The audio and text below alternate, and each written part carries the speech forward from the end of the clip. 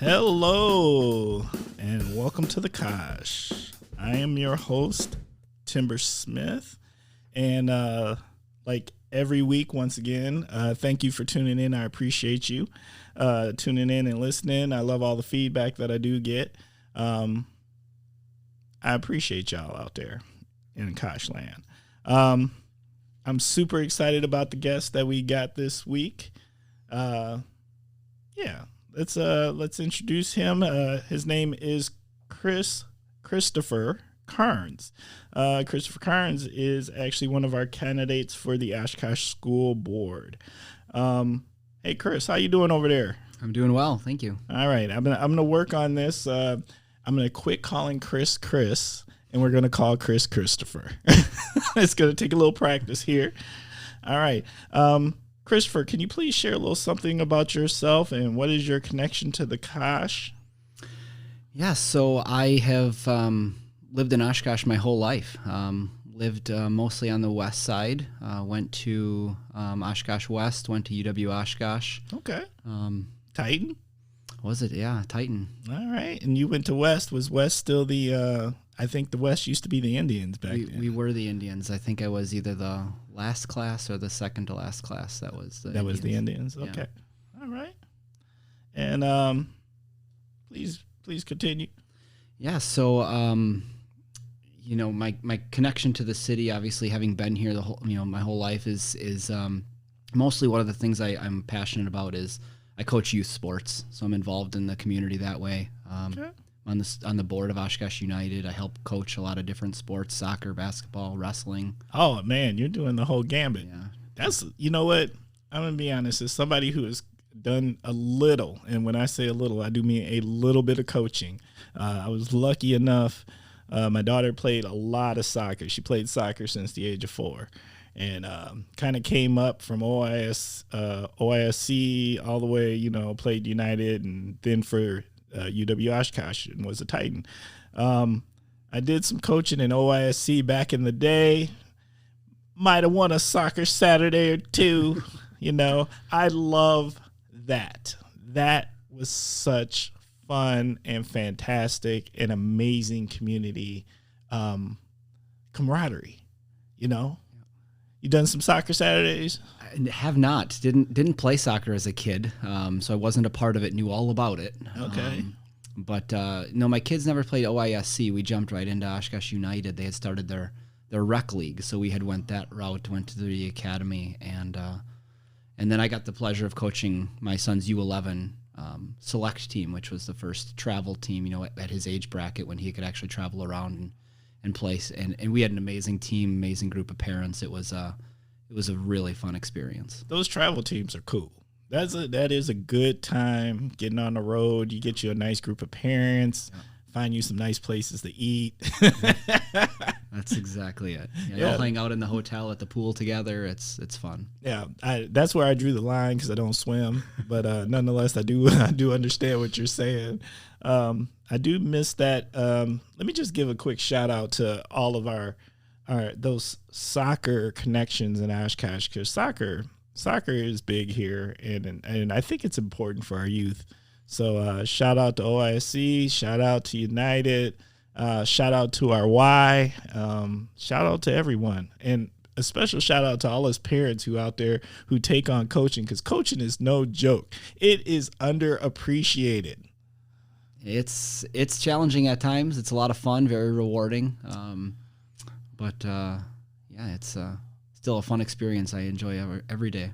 Yes, and let me give something else to those parents out there who want to jump on the coach. You can coach too. Exactly. I used to ref at the Y when I was my college age. I would ref flag football, basketball, and all sorts of stuff. And even as when you're the ref, you hear it even more. You get the parents yelling and complaining. Oh, I could never be a ref. That's got to be the most unappreciated volunteer, or you do get paid as a ref sometimes, but not enough. Not enough.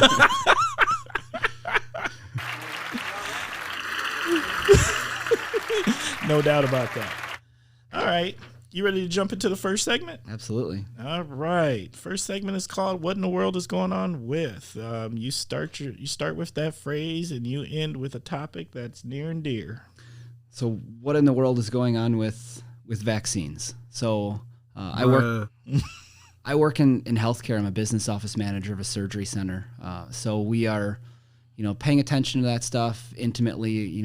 Looking at the data, making sure that we are doing what we can to stay safe. And vaccines are right now, an important part of us getting back to normalcy, to keeping our community safe. And as somebody who's gotten it a while back, I was lucky enough. I had no side effects of any kind.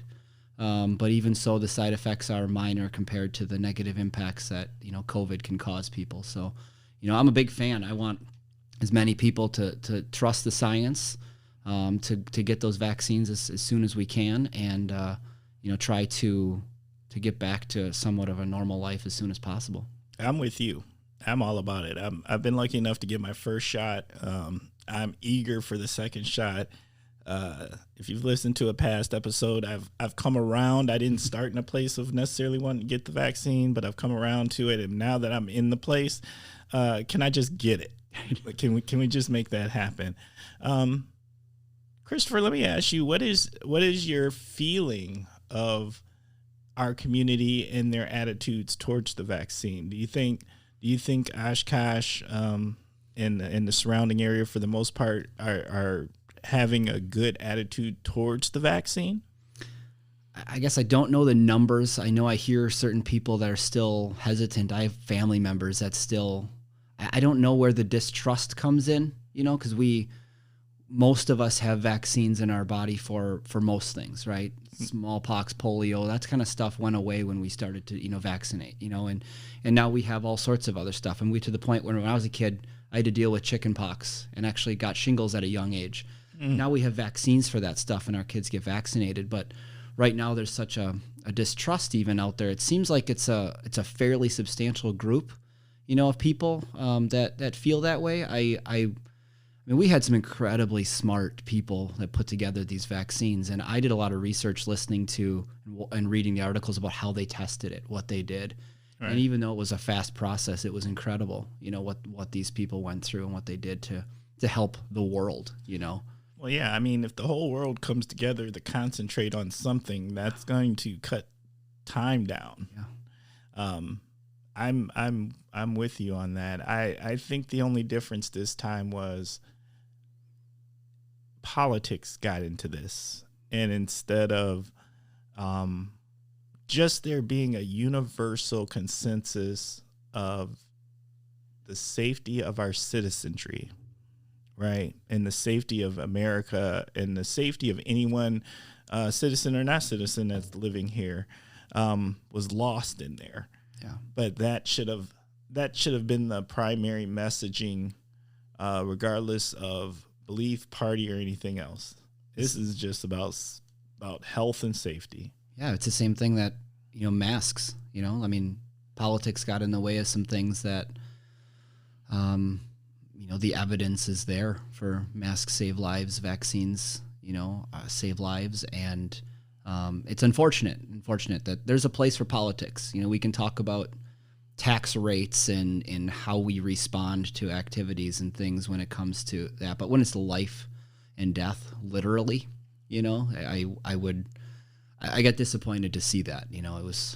It was definitely difficult to watch, because I think a lot of people, even for the last year, for the messaging has then filtered into vaccines, and there's a distrust there that I hope we get over. I do. I'm hoping so too. I'm not quite sure where we're at, and like you, I hear a little bit of all over the spectrum about it. But I do think, to me, there might be, as more and more people do it, I think it's influencing some of the other people who were questioning it. And I also think that, let's be honest, we're all tired of living like this. I think we're so eager for normalcy. I think some people are going to go get the shot because they just want to get back to things being how things were. Yep. No, I agree. My son's has a birthday coming up, and I was hoping that, and we're not to the place where everybody can get vaccinated, but we're almost there. You know, like if his birthday was in a month or two, there's a good chance we could actually have a fairly normal birthday if all the adults in the room had been vaccinated. We're just not quite there yet, but. Correct. I'm with you on that. And he missed his birthday last year too. You know, like, the way it happened, it was like everything started shutting down, and you're thinking, "Is this really gonna? Oh, come on, we can't have to cancel his birthday." And then you're like, "Actually, I think we have to." You know, like we have to. It just kind of happened within days, and it was just, you know, a lot. But yeah, I had that lull period too, like when everything was really shutting down, and it was starting like at the beginning of March, and mid-March was like when the hard line was drawn, and I was still trying to figure out, like, is this really like, you know, because I just don't think, I think they were still exploring everything, right? And they weren't quite sure what to tell the public. I think the game changer would have been if they would have told the public that this COVID was airborne. I think a lot of people would have been like, give me a mask and I'm going to sit home. Yeah. And, you know, that took a while for that to come out. Yeah, I'm a huge college basketball fan. You know, watching the NCAA tournament is my favorite thing. And I look forward to the next, 4 days, including today, 5 days when the games start. But you're not that guy who takes off work to just sit and watch. That's my time. Everybody does something different. You know, some guys like to take time off for hunting and fishing, and for me, it's basketball. Bruh. I respect that. Yeah, I got a lot of friends who this is their time of year. It all shuts down, and it's almost like hunting. Yeah. You know, college basketball time, there's those who hunt, and there's those who, and when it's time for the tourney, they don't play. Yeah. So last year when I canceled, it was devastating. It was the right thing to do, and I can acknowledge that, but I can still be hurt by the fact that, everything shut down. You know, not only college basketball, but the world kind of went on freeze for about 2.5 months before things started opening back up. And it's important. Like for me, when you talk about basketball in my time, I think it's important for people in general. I don't think it's talked about enough, but people to take time for themselves, whatever that is. The self-care is just, along with mental health, it's stuff that what makes you happy? What can you do to recharge your own batteries? Because if all you do is take vacations that you're traveling with your family, sometimes that's a lot of stress. Sometimes that's more stress than the work itself. So, oh my God, you need a vacation from the vacation. Yeah. Bruh. So I totally agree with you on that. I think, there's of course this, what has happened this past year has had a set of negatives, but I also think there's some positives you can pull out of this. And I think there was recognition that people need to spend more time with their families. I think the slowing down of life was really nice. Because everything slowed down, and I felt like everything was moving so fast. You're multitasking everything. You're running here, doing this, dropping, and you're doing like 1,000 things, and this forced everything to kind of just put the brakes on and give you time to breathe and think and have a reset. And I think as Americans, we needed that. Yeah. I got kids that are 8 and 12, and sometimes the pressure on making sure your kid's in every activity and at every place, every practice, every game, are they in everything? Are you doing everything you can for them? It is overwhelming. And you want to make sure that as a parent, ultimately, that we're setting our kids up to be good people. Right. And I think that sometimes maybe, you lose track of that. And even the most well-intentioned people like myself sometimes lose track of what's really the focus here, because the chances of them getting scholarships for their sports or being professional athletes is somewhere between slim and none. And, right. I want to have good people that are able to, make the world a better place when they get there. And I think that this year has maybe helped some people realize, that and learned more focus on those kind of things. So I agree. Yeah, I agree with you. And being one of those parents who used to have that dream of having a child who might make D1 in college, that's a hard road to hoe. Yep. And an expensive one, because the camps and all the other things that you have to invest into that. scenario, that's not easy by any means. I'm gonna have to agree with you 100%. All right. My what in the world is going on with is what in the world is going on with this mass murder that just happened in Georgia for our Asian brothers and sisters. That just hurts. It hurts, and I just it leaves me speechless. And for watching, at least where it's at right now, for there to try to be a narrative that this doesn't have anything to do with race, you gotta be kidding me. Don't do that. Don't disrespect those people's lives like that. You don't just happen to kill this many people of a certain race that is a minority race. Almost all of them, and they're still leaking information at this point, but I do believe out of the 8, 6 were Asian women, and you try to say this isn't anything to do with race. So it does. I want people out there to know that I am quite sure that our Asian brothers and sisters out there feel some kind of way. I understand how you feel because there's been incidents in the past that have made me as a black man feel some kind of way. And just want you to know, we at the Kosh here, you're in our thoughts. We're with you. We're supporting you.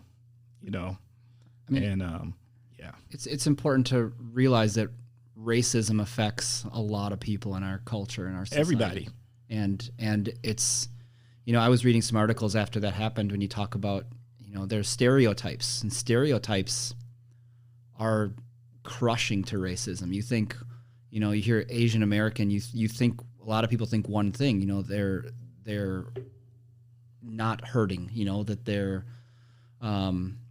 and then you see situations like this where, the stereotypes can be very harmful, to people and to not shed light on the real situations that are happening. And it's unfortunate for this situation to happen, but I mean, it's important for people to realize what's happening out there and to be aware, and, for me, education is so important and for my kids. And sometimes there's not a whole lot you can do other than show your family and show your kids the right way to be, as we talked earlier, like trying to make your kids good people and to make sure that, these feelings don't go to the next generation, that these ideas get, talked about and brought into the open. And it's definitely, sad and crushing. I mean, I just hope that people can learn from this. I just need people to stop doing this. Yes, absolutely. You know what I'm saying? Yeah.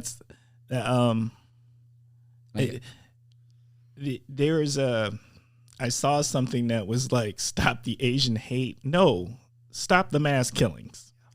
Let's not, that's where the focus should be. The focus should be at that point.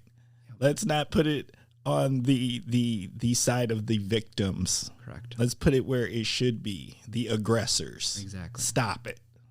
That's where it should be. And if you're going to address anything, address the aggressive side of this problem that continues to happen. I absolutely agree. And for me, it's like trying to, where did it go wrong that people are this angry, this aggressive, this willing to harm other people? And that needs to stop. It needs to change. Yes. It needs to change immediately. And, I hope that we, I'm not sure the people that need to hear it when things happen, but,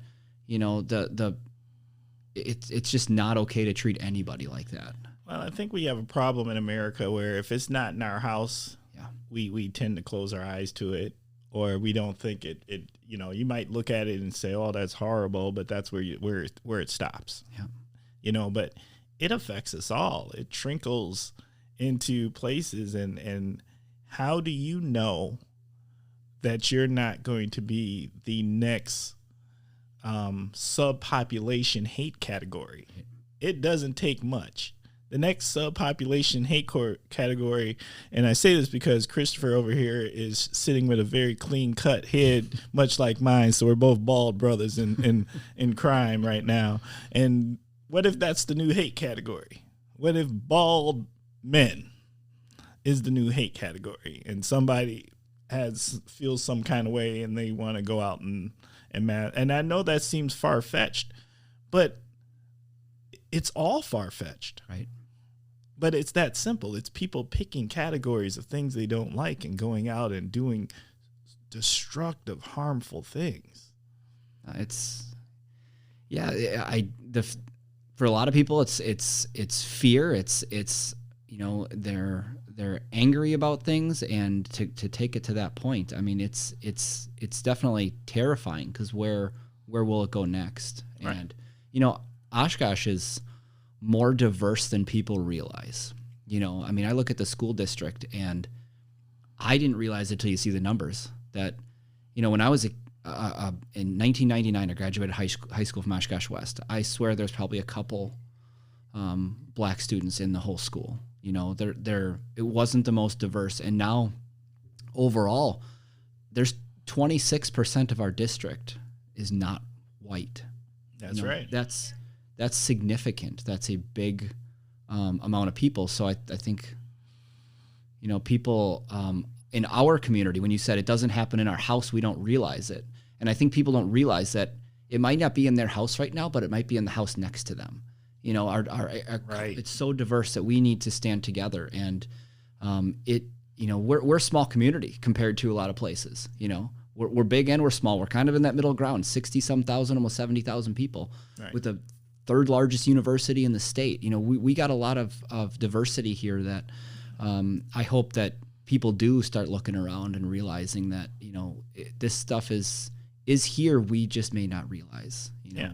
Well, I think people may realize, but they're ignoring it. And I agree with you 100%. It may not be, like you said, it may not be in your house, but it's in your neighborhood.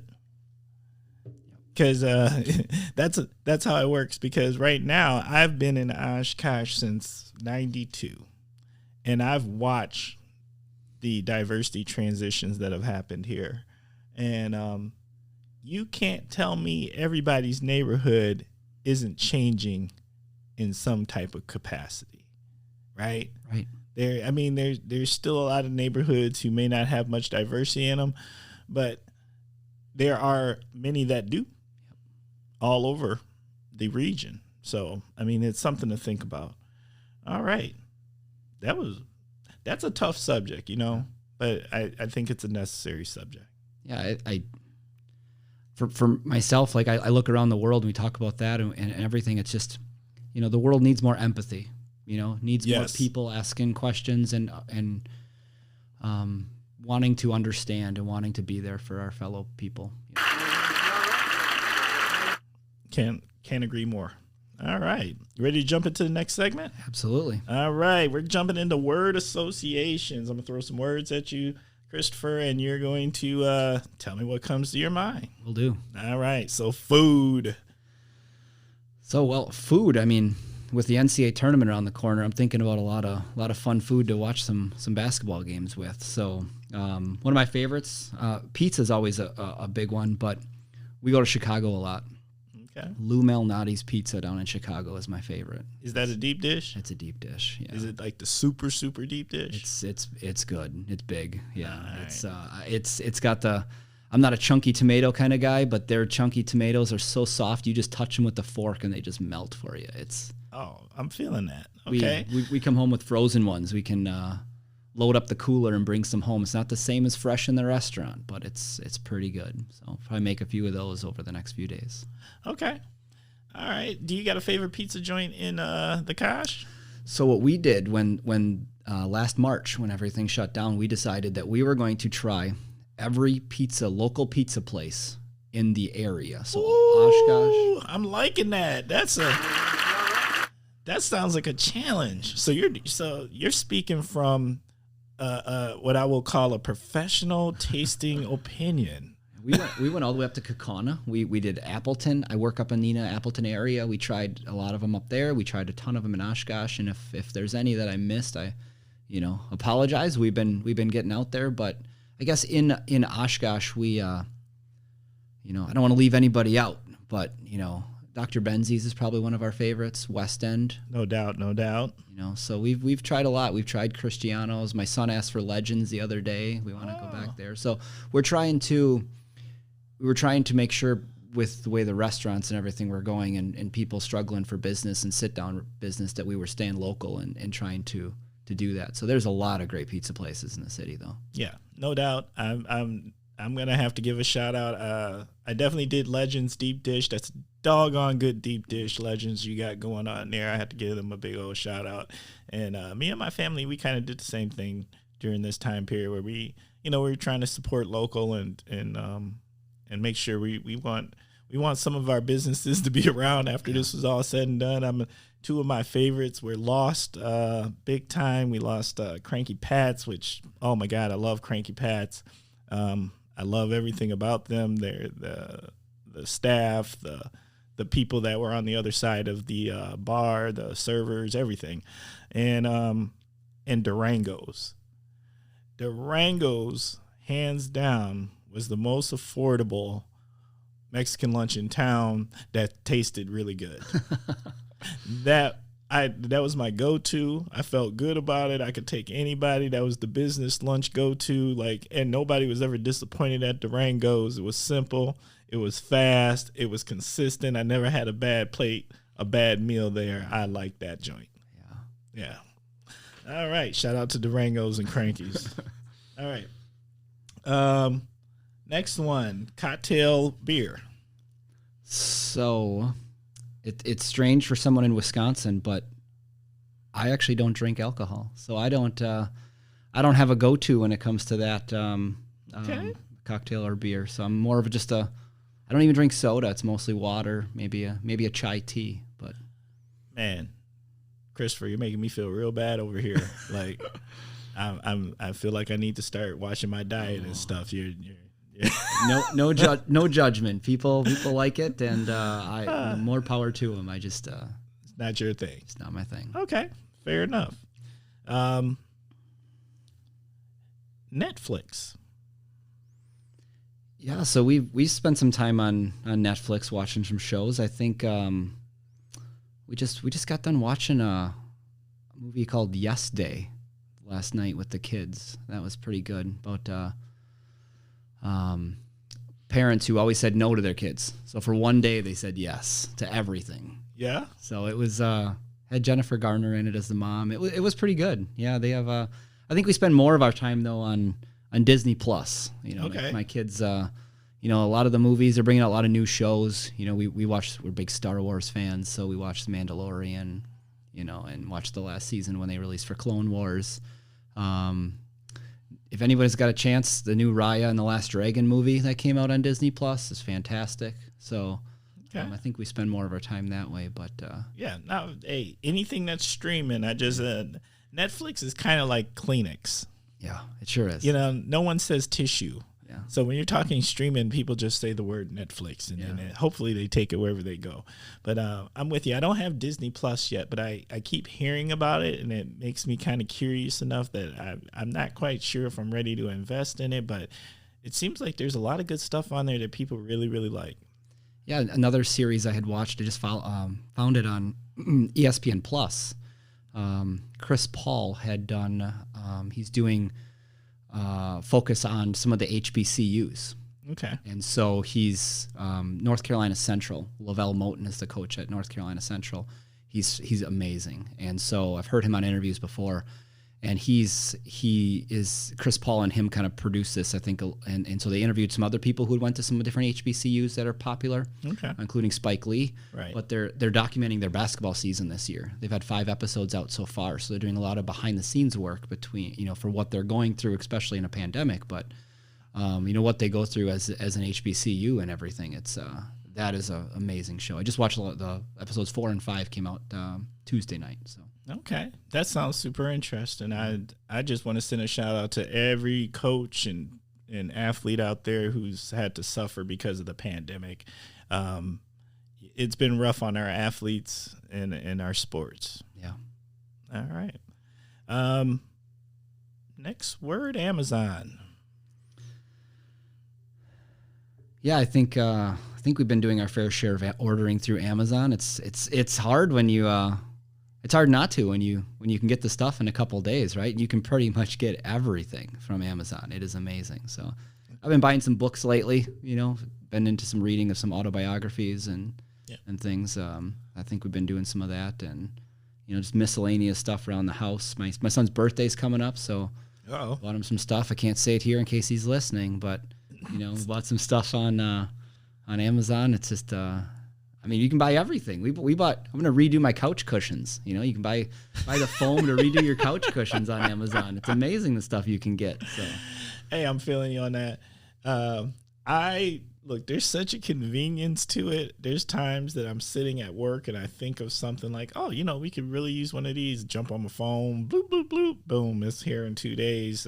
God bless Amazon Prime. I can't beat it, right now. I do miss. No, I really don't. I don't miss shopping in stores like that. Kind of a little bit. I kind of save money this way, though, because you know what? I don't get caught up on the end cap and the sale. Yeah. Where you pick up that extra, you walk by something and you're like, oh, man, I don't really need that, but the price is so good and it's on sale. I think I'm just going to snag this and throw it in my cart. So. Yeah, I think there's some things we're going to keep forever, coming out of this pandemic. And, you realize how easy it can be not to go to stores now. And so, but we need to though. Yeah. I wish I didn't have to buy everything through Amazon. I wish there was, local places and other things you could get some of this stuff from, but they've gobbled everything up and they have everything. So it's hard not to, and they get you with the Prime, don't they? Yeah. They definitely get you with the Prime. Yeah. So, all right. Next word, children. Yeah, so I have, talk about my own, I have two boys, 8-year-old who's in 3rd grade and a 12-year-old who's in 6th grade. And I also have, I got some nieces and nephews as well, but I have a niece at freshman in high school as well. So, I got kids and niece that are, in all different levels of the school district right now. And so, they mean a lot to me. I like to spend as much time with them. We go on trips together. This past year has been rough because we like to travel. We go to a lot of USA soccer games. So anything when they're playing close to the area, we take little 3-4 day trips. We drive somewhere new. We've been to Cleveland, Nashville, Kansas City, Chicago multiple times, Minneapolis, Seattle. We go all over. And so as they get bigger, we're able to maybe travel a little more, maybe try to see some New York City, Boston, LA, some places we haven't been before. So it's kind of fun to be able to go see a game, but also, hit up a museum or something like that. We were in Toledo a few years ago and they have the Imagination Station. It's kind of like a children's museum, but it's everybody can partake, adults too. Right. All sorts of fun activities that you can do. You're riding a bike that's weighted down across this zip line kind of a thing. And you talk about weight balance and everything else. It's just, it's the fun things you find when you're driving around and, experiencing the country. So it's fun. I've gone to a couple of the U.S. women's soccer games, and that is a good time. Yeah. That's just a good vibe that's in there. And maybe it's because, it's a national team. Yep. So the outpouring of patriotism and the stuff that's there is just, it's a fantastic feeling. Yeah, my wife and I started going in 2003, 2004. And when we first started going to games, there wasn't the following there is now. We would be in a stadium with a few thousand people, maybe. We went to Columbus to watch a game against Jamaica, and there was hardly anybody there. And now, and then eventually when you play the bigger teams, like you'd play Mexico, you'd play Honduras, and Poland and Chicago, you get outnumbered big time. Oh, yeah. And now the popularity's grown. And so now a lot of times, it's more red, white, and blue in the stadium. And it's a pretty cool feeling to be, patriotic in those moments, to, hear the anthem and watch your team and feel the passion. Because it is kind of a national pride thing at that point. It's fun. It's no doubt. I think it's just definitely one of the funner sporting events that I've gone to in person. I'm a person that a lot of times I go to the sporting event and then I think to myself, I miss announcers. I miss replay. I've done that at football games when I went a few times, and I was like, this is better on TV, but soccer is the one sport that I much prefer in person. You get a feel for it a lot different. Yeah, I agree with you. All right. One last word. Education. So education is, I listened to or I saw a quote. The great college basketball coach John Chaney had died this past year, and he coached at Temple for a really long time. He talked about how, for a lot of people, education is the way out. It's such an important piece to helping our society grow and understand each other. And for me, it took a long time, I think, to understand the importance of education.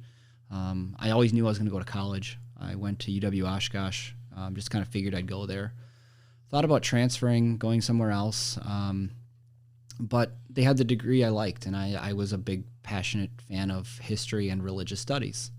And so, my school down the road from where I grew up had, a fun program, and I enjoyed it. I enjoyed it in the fact that it was classes that challenged me. It was conversations that were fun, and you had a lot of diverse people in those classes. And it didn't necessarily train me to come out of it with a degree in a field. I didn't come out with a degree in finance, and I went into finance, and I've been in finance ever since. It kind of just showed me the importance of that education to challenge yourself, to put yourself in uncomfortable places. And for me, like, I'm now in healthcare. I bounced around a few things after I graduated college. I didn't know what I was going to do.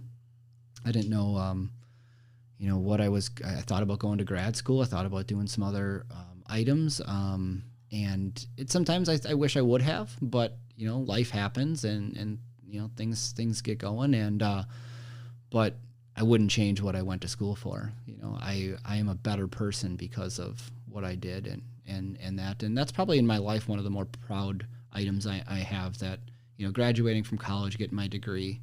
It's anybody who graduates college and gets that next level degree. I mean, it took a lot of work, took a lot of determination, and I think there's something to be said for that. Yeah, I couldn't agree with you more. As a fellow Oshkosh alum, getting them degrees are no joke. There's a lot of hard work that goes into it, and at the end of the day, as much pressure, and I do think that education has a cultural change that's happening where I would call it the specialization of education, right? Where everybody wants an expert, and jobs don't have training like they used to. Training is an expense, and it's an expense that a lot of jobs have cut. So they expect your training to occur while you are in college. So I mean, there's definitely there's a shift that is happening. But what college was supposed to do was to teach you how to critically think. Yeah, that's one of my favorite people to listen to is Neil deGrasse Tyson, the astrophysicist. Oh yeah, he's on Cosmos and like Neil. Yeah, if anybody hasn't listened to him or found his podcast Star Talk or anything, I would recommend it. That he is very intelligent, and in a way that's receivable by other people. He really can talk and put things into perspective. I mean, considering he's talking about astrophysics and a bunch of other stuff that a lot of times over my head, he puts it in a way that you can really understand. But he talks about school isn't about memorization. It's not about test scores. It's not about being able to learn what year this happened or that happened. It's how did you get to the answer? How can you find it? And I talk to my kids about that. It's not about learning what certain things are. It's learning how to find it and how to ask those right questions. And sometimes for me, it's not the answer that's the most important. It's the question that's the most important. And I mean, running for school board, I get asked a lot of times, what would you do here? And a lot of times my answer is, I would ask the question. I would bring in the people that are affected by this, and let's have a conversation and we can figure some things out. I'm not going to sit here and say I have the answers for everything, because that limits your ability to then change your mind. And we see in politics, people know they're wrong. They still won't change their mind because it's a pride thing, right? And so I don't want to be there. I want to be in a place where we can change our minds. We can have conversations, and we don't have to be tied to something. I agree. I don't even know if it's a pride thing sometimes. Sometimes I think it's political safety. People are a little scared because they're trying to protect their position. But I mean, I am such a firm believer that at the end of the day, as long as you are truly the point of a position to me is you are an elected official to represent your constituency. And as long as you're true blue to that, and you're not just representing a part of the constituency, you have to go and listen to everyone. Right. Everyone has a voice. Everyone needs to be heard. That doesn't mean to say decisions will never appease everyone, but if you can at least get all the ideas, or at least have understanding about all the parties involved, that is where critical thinking happens and educated solutions are found. Right. I couldn't agree more when it comes to, how we, 70% or even higher, I've heard of the country, we're a fan of the Recovery Act that just passed, the stimulus and all the other stuff coming out. 70-something% of people, yes. And yet 70% of our representatives did not vote that way. It wasn't representative of what the people want. And so sometimes we get lost between what we're really being, what we want to do and representing our community and doing it in a way to help people. Sometimes things get in the way of that. Right. I think we've gotten outside. It feels like we're doing teams. And politics shouldn't be teams. Correct. Politics is people. Government is people. The party should never be more important than the people you represent. Correct. Absolutely. And I think, we live in an area that, is more conservative by nature, but we have, a Democrat who continues to win state assembly, and that's kind of part of that. It's people get to know people understand. And, that's a really important piece when you can really get to know people and not have to look at them. Are they blue or are they red? I think Oshkosh is a very interesting microcosm of a lot of things, because the community, I believe in what I'll call it, from my observation, the community has a traditional conservative lean to it. Mm-hmm. But there's a huge university in the middle of the community that doesn't. Right. And it's the second largest employer. That means that there's a whole nother faction of people inside of this place that feels. So I think there is a really good balance here where thoughtfulness occurs, and you can't assume anything in the Kosh. You can't assume where people are leaning, because you don't necessarily know. I think that's an important piece in society in general is to stop assuming. We we think that just because somebody thinks one way, they must think this, and this, and that's just not the way it is. And social media tends to make people assume things a lot and not give people the benefit of the doubt at times. When, oh, you said this, that means you must believe this, you must follow this, you must do that. And it's like, no, sometimes I just don't like this, but I could be, something else. And I could think conservatively on one topic and liberal on another topic, and I can bounce back and forth because I can see different sides to it, and Absolutely. It's not just one way. And I think that's we talk at work a lot about as team building, giving everyone the benefit of the doubt and not trying to just assume what people are meaning or doing or acting and what they're implying by something. Sometimes we have to just, okay, this is somebody I work with every day. I know they're a good person. If they did something, maybe I could just ask them why they did it instead of assuming why they did it. And conversations sometimes stop, and we get into our comfort place, and we try to draw boxes around people and ideas, and that's just not how it works. I like what you just said about you could lean conservative about this thing and have a more progressive view about this thing. Mm-hmm. And I think that's a lot of us, but then we're the messaging is like, pick a team, got to pick a team, and then you got to stick with everything that team stands for. But I just think of all the people who vote against their own best interests because they feel they're forced to pick a team and only pick that team. And why not force your representatives to be more thoughtful and complex in how they view their politics? Yeah, I know many people that just vote one party for one issue. And I know my fair share of them too. And knowing that, sometimes that there are so many other things that, would help you maybe from the other side. And it's hard to get over that. And, I've had family members I have conversations with, and they like, well, I think this, and this. And I'm like, well, you're kind of leaning one way on that. Oh, no, that's not possible. And it's like they just double down on it. And it's like, it's hard. I tell my kids the hardest thing to do in this world is to change your mind and admit when you're wrong.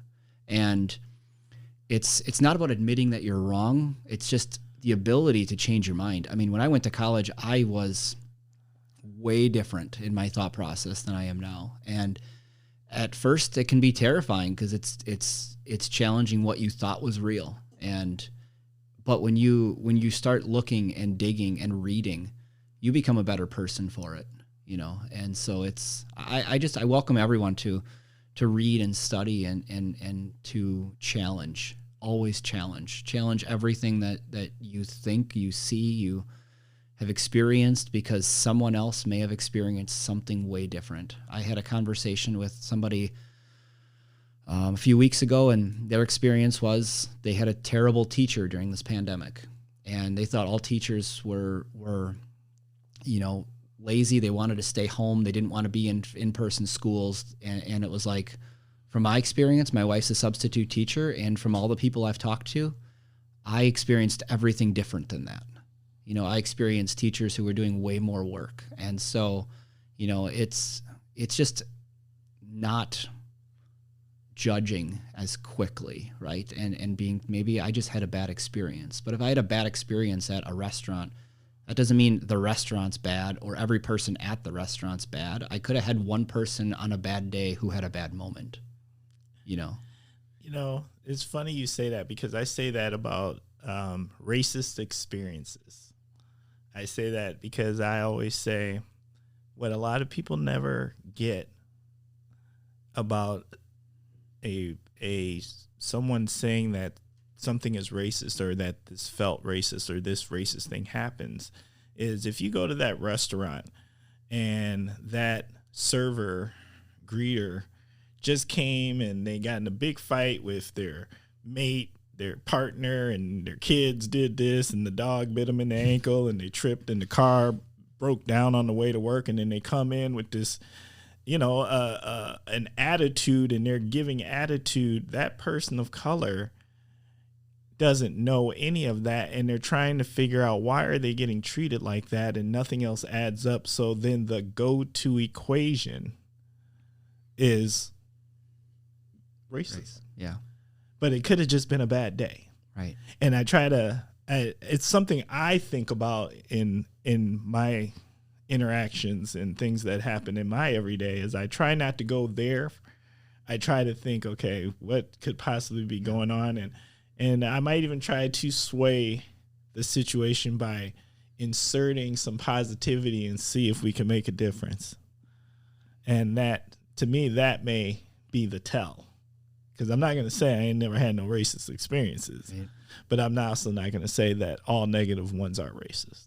No, that's fair. That's and I couldn't imagine. I mean, from my experience, I've never experienced that, but from many people experience that often, and so I could see how that would be the go-to, and that'd be hard to try to change that and to give the benefit of the doubt and not go there when you've experienced that probably multiple times. Yeah, you just don't know exactly what it is.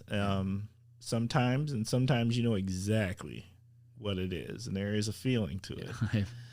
The other thing you were talking about earlier, I was thinking while you were talking is I think some of the bigger problem that we run into sometimes is so many of us live in silos. You ever think about that? Yep.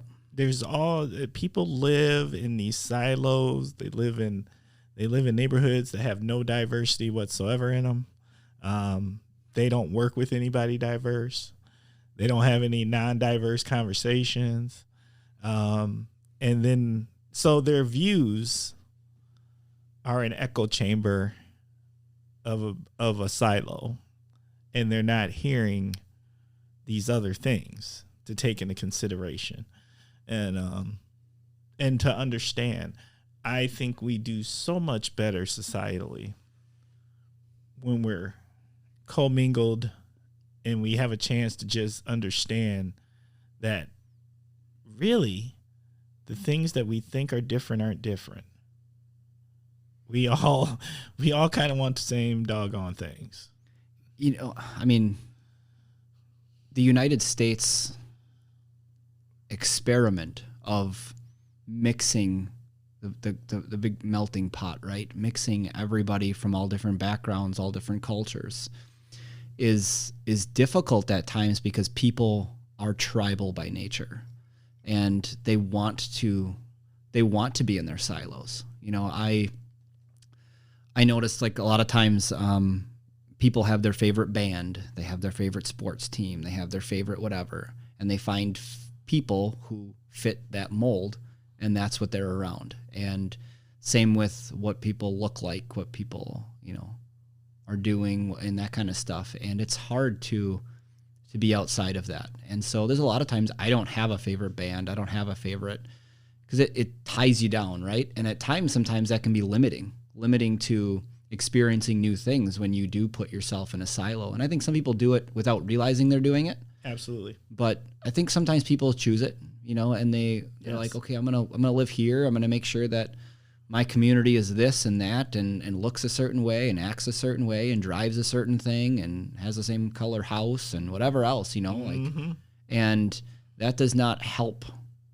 It does not help us with our empathy of what other people are going through. Yeah, that also kind of goes against the American experiment. It does. So, okay. That went hard. Yeah. That was good. That was fun. Yeah, okay. All right. We're going to move on to segment, the Naughty/Heroes Corner. It's doesn't mean it's a person. You get to choose whether you're putting what a corner you're going to put them in.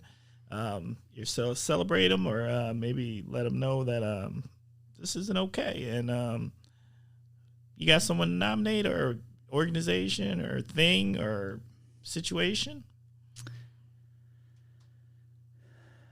I think the group of people I would nominate, and I kind of talked about it earlier, is this pandemic's been hard. It's been hard on a lot of people. It's been hard for our kids going to school, but it's that's not the only people it's been hard on, and I my heroes are the teachers that have done an amazing job. I talked to some of them, and they're putting together multiple plans each day, before we got back to in-person learning in Oshkosh 5 day a week. And, they had to be ready for, and even now, some of the kids are home virtual and for close contacts and other contact tracing or because they're, sick. And so they're running multiple platforms. They're doing, ready in case things change. When they were doing hybrid, they were preparing for virtual, in-person, a combination of them. And I know many of them were working just an incredible number of hours to try to get ready for it. And, it's not like teachers are the highest paid people in the community, and, nope.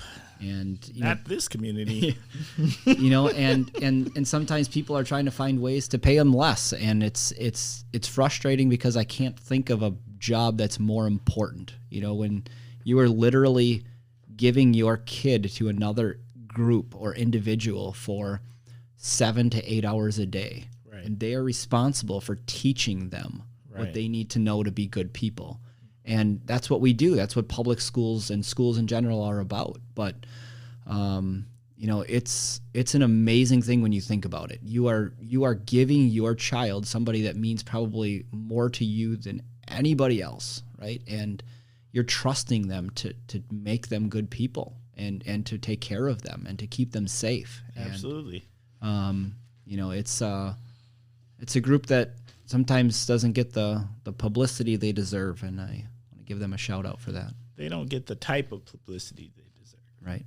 They get publicity, maybe not the accolades that they do deserve. Right.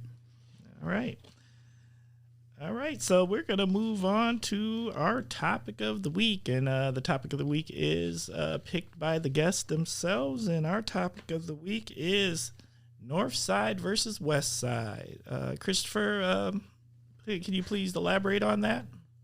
Yeah, so having lived in Oshkosh now for 39 years, I talked to a lot of people and known a lot of people on both sides of the river, and, there's just there's a difference between the North Side and the West Side. And a lot of times it's just the thinking, it's the thought process of people, and, that one side is better than the other, that one side gets, more of the resources than the other, gets, more of the focus. And if you've lived in Oshkosh, boy, more than a few years, you probably can feel it. You can probably see it, our... Bruh. Yes. And look, one side, the North Side is much more diverse than the West Side is, and but some of our lower income areas are on the North Side compared to the West Side, and we need to make sure that we are taking care of everybody. What happens on the North Side affects the West. What happens on the West affects the North, and I think one of the things I say is, we're only as strong as our weakest school. We're only as strong as our weakest student. And we need to balance that out. And we need to make sure that, we are giving the resources equally, that we are focusing equally. And I don't want anyone to feel like they're not as important, that a part of the city is not, just because maybe one side of the city is louder or more vocal or more willing to,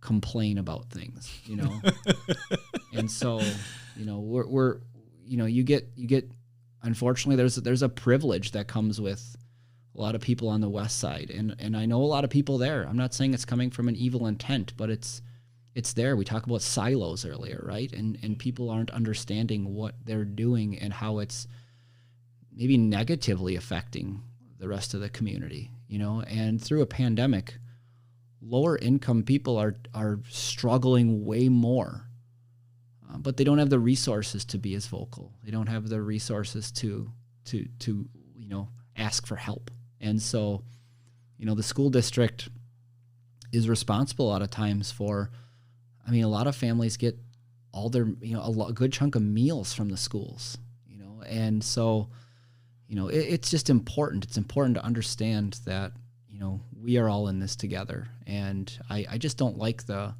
picking of sides and the feel of what it is. I don't want there to be that contempt or anger against one side or the other. And, we all have our sports programs. And, I mean, one of the things for me when you talk about North Side and West Side is, I wrestled. I wrestled for a long time. Started in second grade, wrestled through Oshkosh West, did pretty well. Had some injuries, but, did well. Went to Oshkosh, UW Oshkosh. I wrestled for a year at UW Oshkosh. Amazing experience. And, what I've seen though is since I was done is that, we have a lot of different clubs operating in Oshkosh, and each high school wants their feeder program, and each person wants to do some of that stuff. And it's like, we're still a small community. Mm-hmm. We don't have a ton of people that wrestle to begin with. Right. And so you're running 3-4 different wrestling clubs in a city that may only have a couple hundred kids interested. You're hurting the wrestlers. You're hurting the people that don't have practice partners, don't have people their size.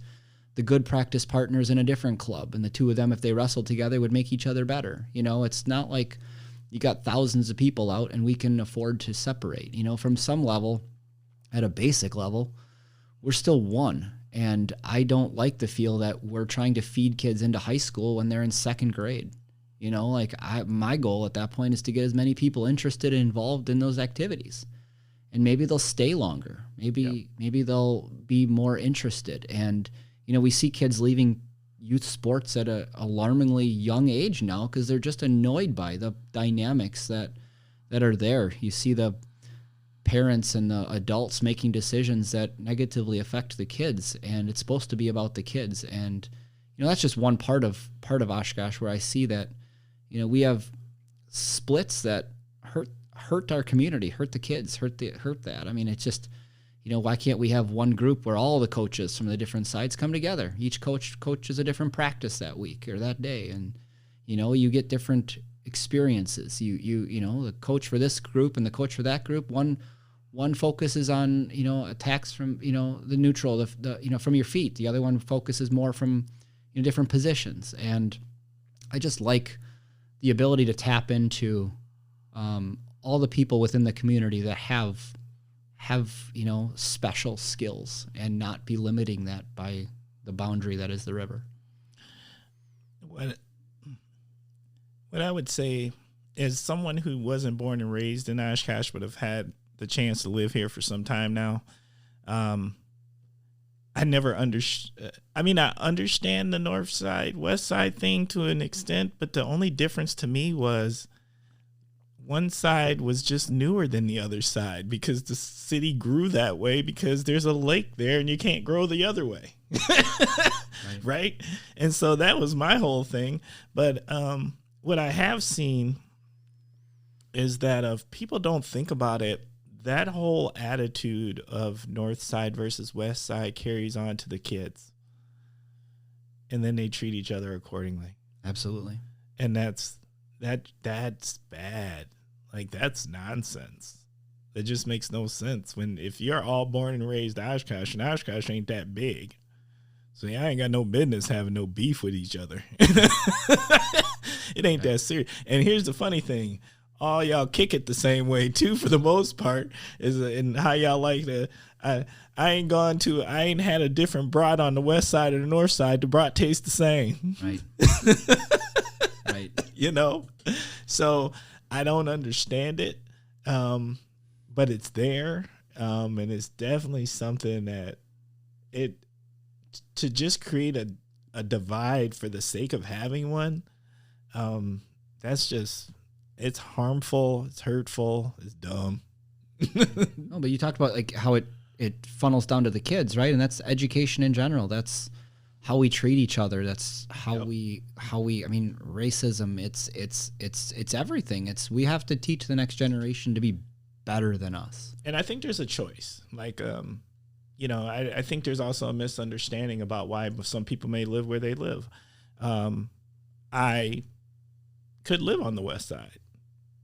I could afford to if I chose to, but I really like the north side because there's this, to me, there's this very working class feel to it where everybody is just busy trying to survive, work their job, do their thing, minding their business, not worrying about what other people are doing. And there's something to be said for that to me. It personally, maybe, and this just might be my bias as a black homeowner in Oshkosh, where I really don't want people paying attention to what I'm doing that closely. I appreciate the north side because, and I've owned a home here for 20 years plus, that the people are just doing them and I'm just doing me, and it's working class and we're all just doing us. And I don't feel out of place. I don't feel spotlighted. You know why? Because people are too busy working and doing what they got to do to survive. And I can appreciate that. And, I'm just not sure that if I lived in other environments, that would be how I could feel or would be treated as such. Yeah, I have a friend who I graduated high school with, and he had moved up here right before, during high school from Illinois, and they moved to the west side. And he talks to me now about his experience on the west side, when he got here, and he's now, since he's been married and had kids, he bought a house on the north side.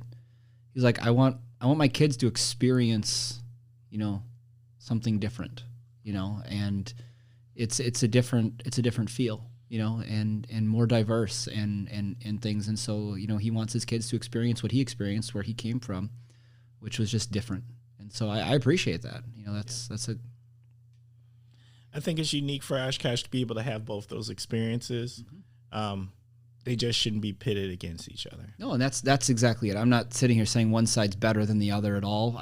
There's areas that we can improve and areas that we can, not be as judgmental and not be as, against each other. It shouldn't be north versus west. It should be north and west. Correct. Gotta like that. All right. Okay. Well, anything else you want to say on that, Christopher? No, I think that was a pretty thorough examination of our north and west sides. It was handled. Absolutely. All right. Well, this is that time of the show where we're starting to wrap things up. I appreciate you all for listening. Once again, if there's any questions, if you'd like to be a guest on the show, please feel free to send questions to our email, which is askthekosh@gmail.com. That is askthekosh@gmail.com. Love to hear from you. And it's that time for our shout outs. Christopher, who you got to send some shout outs to?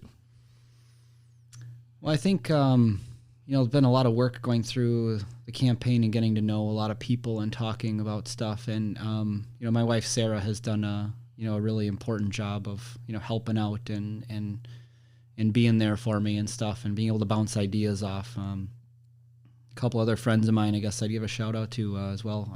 I guess just one of them, Joe Connolly has been really helpful. I helped him last year run for state assembly. And he's helped me now with some things, and some good people that I have surrounding me helping me out. So I appreciate them.